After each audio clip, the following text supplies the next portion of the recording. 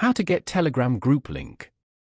To get started, go ahead and open up the Telegram application on your phone. As you can see, you are now in the Telegram chats list. Here, you can view all your chats on Telegram. On this page, go to the top and tap on Search. In the search bar, type in the name of the group you want to join. Once you find the group, open it from the results. You can view the chats over here. Now, tap on the group name at the top.